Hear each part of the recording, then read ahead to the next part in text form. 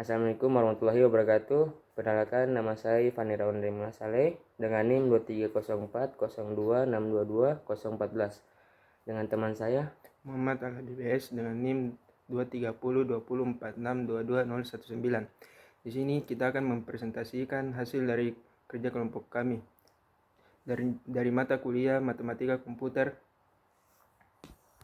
materi dari algoritma bilangan bulat.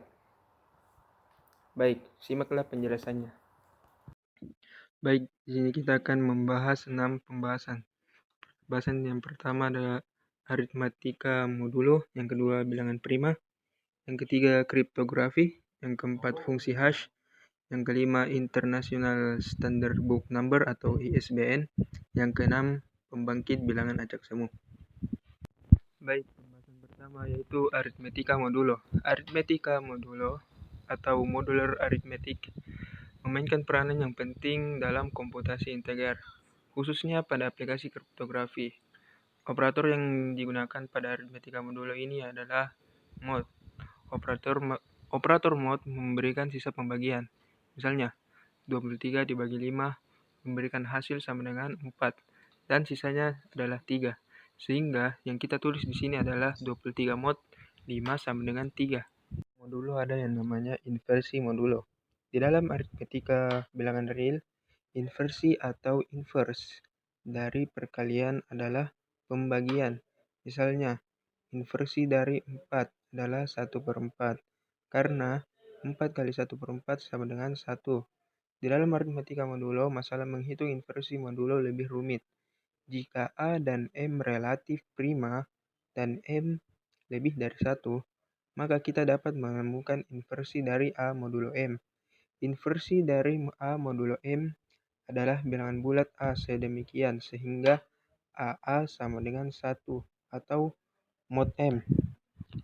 Pembuktian informasi inversi modulo ini sangat mudah.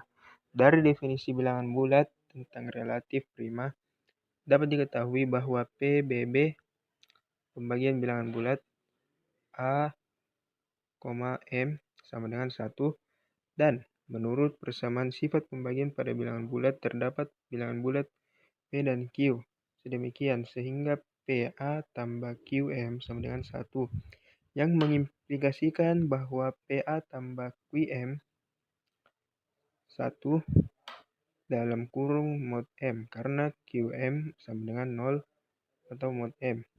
Maka PA sama dengan 1 mod M. Kekongruenan yang terakhir ini berarti bahwa P adalah inverse dari A modulo M. Selain inverse modulo ada namanya kongruen. Kongruen disebut juga sebagai relasi dari ekuivalen. Kadang-kadang dua buah bilangan bulat A dan B mempunyai sisi sama. Jika dibagi dengan bilangan bulat positif M, dapat kita katakan bahwa A dan B kongruen dalam modulo M dan dilambangkan sebagai A sama dengan B atau mod M. Notasi sama dengan dapat juga dibaca dengan kongruen. Jika A tidak kongruen dengan B dalam modulus M, maka dapat ditulis A tidak sama dengan B dalam kurung mod M. Misalnya, 38 mod 5,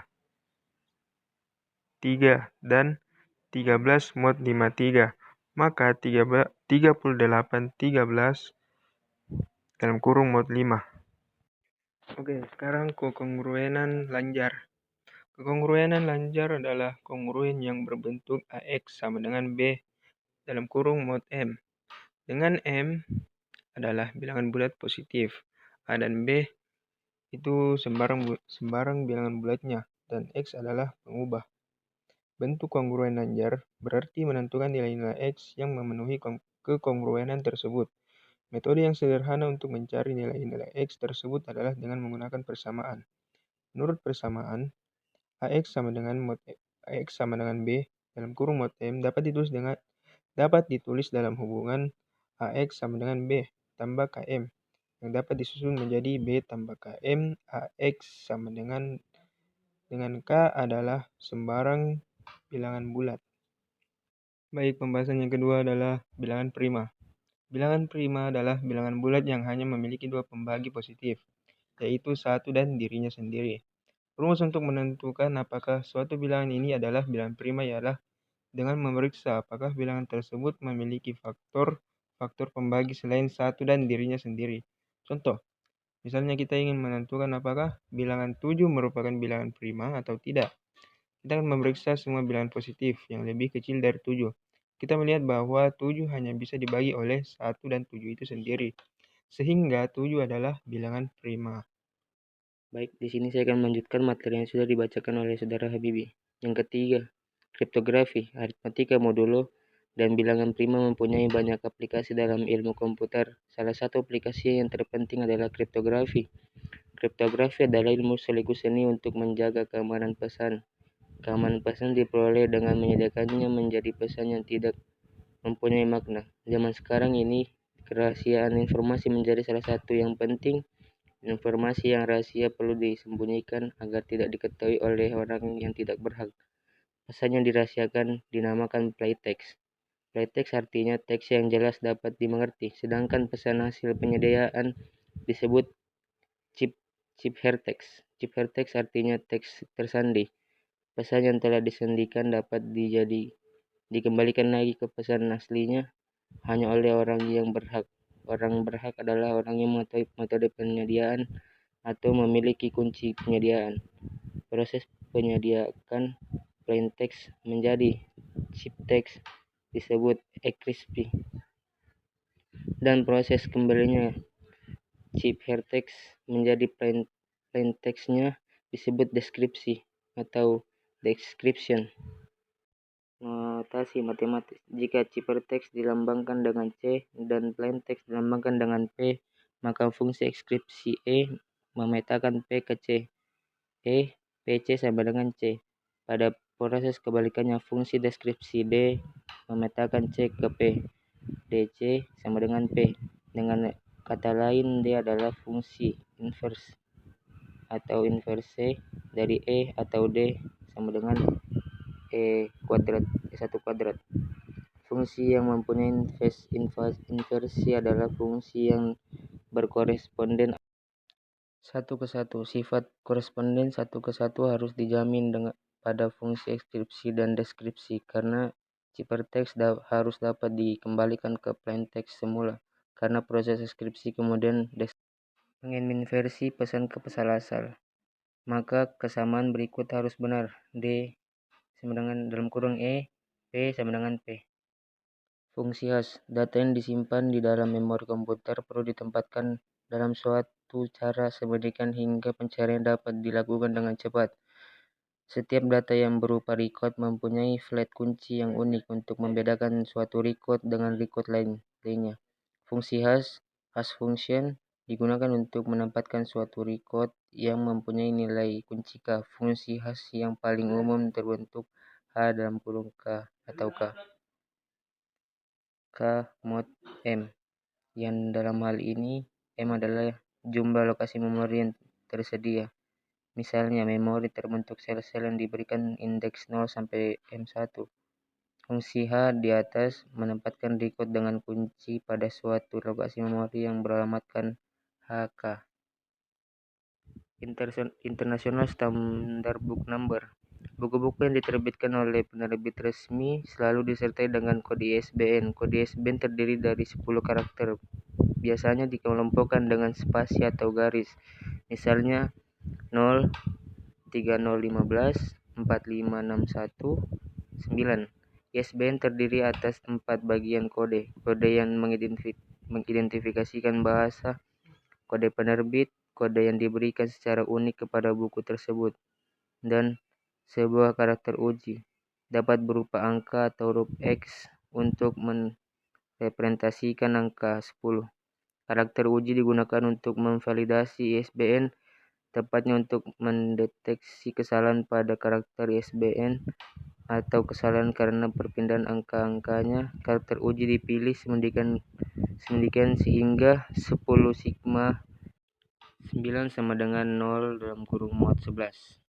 Yang dalam hal ini X adalah karakter yang ke-1 di dalam kode ISBN. Untuk mendapatkan karakter uji, kita cukup menghitung sigma 9 mod 11 sama dengan karakter uji untuk kode ISBN 0 3015 4561 0. 0 adalah kode kelompok negara kebahasaan Inggris. 3015 adalah kode penerbit. 4561 adalah kode unik untuk buku yang diterbitkan oleh penerbit tersebut. Dan 8 adalah karakter uji. Karakter uji ini didapatkan sebagai berikut. 10 tambah 2 dikurang 2 ditambah 30 ditambah 41 ditambah 5 dikurang 56 dikurang 4 ditambah 75 ditambah 60 86 ditambah 9 dikurang 1 dikurang 151. Jadi karakter ujinya adalah 151 mod 118. Yang keenam, pembangkit bilangan acak semu. Tidak ada komputasi yang benar-benar menghasilkan deret bilangan acak secara sempurna. Bilangan acak yang dihasilkan dengan rumus-rumus matematika adalah bilangan acak semu atau pseudo. Karena pembangkitan bilangan dapat diulang kembali, pembangkit deret bilangan acak semacam itu disebut pembangkit bilangan acak semu, pseudo random number generator atau PRNG. Metode yang paling umum digunakan untuk membangkitkan bilangan acak adalah dengan pembangkit bilangan acak Congruent-Langer Linear Congruential Generation atau LCG. Adalah PRNG yang dibentuk Xn sama dengan AX dikurang 1 ditambah B sama dengan mod M. Yang dalam hal ini X sama dengan bilangan acak ke N dari deretnya. Xn 1 sama dengan bilangan acak. Sebelumnya A sama dengan faktor pengali, B sama dengan increment, M sama dengan modulus. Atau A, B, dan M, semuanya konstanta. Kunci pembangkit adalah EXO yang disebut umpan atau seed. LCG mempunyai periode tidak lebih besar dari M jika A, B, dan M dipilih secara tepat. Misalnya B seharusnya relatif prima terhadap M, maka LCG akan mempunyai periode maksimal yaitu M-1. Terima kasih. Itu adalah presentasi dari kelompok kami. Kurang dan lebihnya mohon dimaafkan. Assalamualaikum warahmatullahi wabarakatuh.